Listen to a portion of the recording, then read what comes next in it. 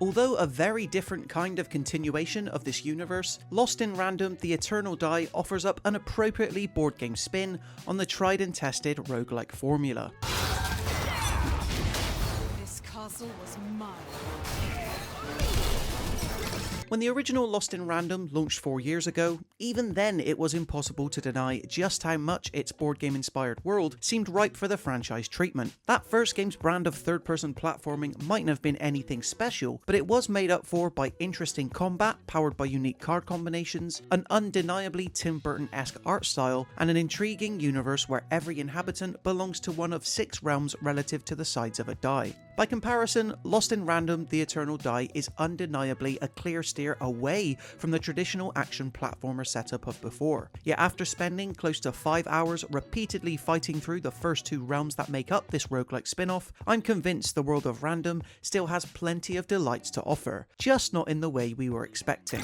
On the surface, it'd be easy to look at a screenshot or short gameplay snippet of Lost in Random: The Eternal Die and assume that it is another one of those action roguelikes seeking to ride off of Hades' coattails. In some ways it is, and new developer Stormteller Games doesn't do much to deny that by wearing the influence of Supergiant's 2020 masterpiece on its sleeve. An isometric view, fast-paced action with multiple weapon types and a dash. You even have a home base full of quirky characters to speak to who prove especially useful in upgrading your abilities and moveset. There's plenty here that genre veterans will be familiar with. What's most exciting about The Eternal Die, however, is in all the ways it differs from what's come before, specifically through what's called the relic system. See, rather than have you choose one of 3 boons upon completing each room of a biome, you're often able to select one of 3 randomized relics, all color-coded in a way that can further influence gameplay. Set 3 of the same color in a row together, and not only will you benefit from each relic's specific buff, but it'll also increase your base stats relating to the damage of your weapon,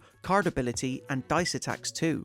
Relics are a surprisingly deep system that I initially was worried would be too overwhelming, yet eventually it all clicks into place quite neatly. In terms of the actual combat itself, working your way through mechanical night terrors feels satisfyingly snappy and responsive. This time around you play as the previous villain of the last game, Queen Alexandria, currently shrunken, demoted, and trying to claw her way back to the top of Random by claiming revenge. She starts out with a sword at first, but I quickly found myself experimenting with the spear a whole lot, largely because of its extended reach and its charge attack that sees you able to lunge at enemies from far away. The Eternal Die's other 2 weapons, the heavy mace and long-range bow, seemed solid enough too, but were far from my preferred playstyle. That said, all 4 feature various upgrade paths that may see that change in future.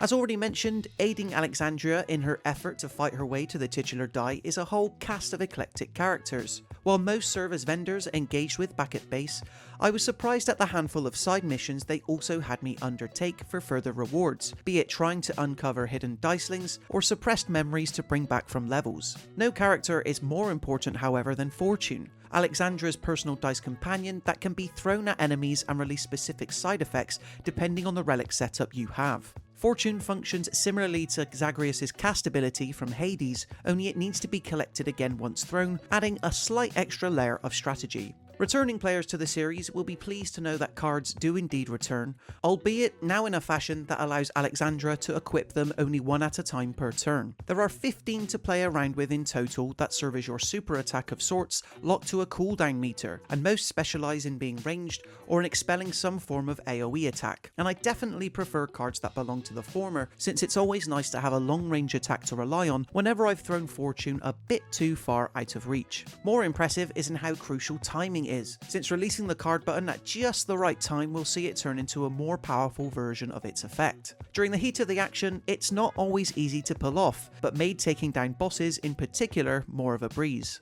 While I can only talk about 2 of the 4 biomes featured in the Eternal Die right now, I can say that both are visually very unique from one another. The first, being a castle of sorts, does the job in getting you into the action as you slowly gain relic combinations with whatever randomized card attack you start off with. More exciting is the second swampland area, which culminates in a boss fight against a giant toad that almost always has me circling the entire stage looking for a safe area. Now, 5 hours in, with a decent number of permanent upgrades under my belt, I find that beating the first 2 biomes is almost a guarantee, but certain pesky enemy types belonging to each area are always there to offer a decent challenge. Much more than just another Hades ripoff like TMNT's Splinter's Fate, Sworn from earlier this year, or even my beloved Redacted, Lost in Random: The Eternal Die so far seems to be offering up enough new twists to the formula, all powered by the existing universe originally realised by developer Zoink back in 2021. It's definitely not the sequel you're expecting, but making the last game's villain the protagonist this time around provides a solid enough narrative hook to chew on, while the wholly unique relic system ensures that no one run is ever exactly the same.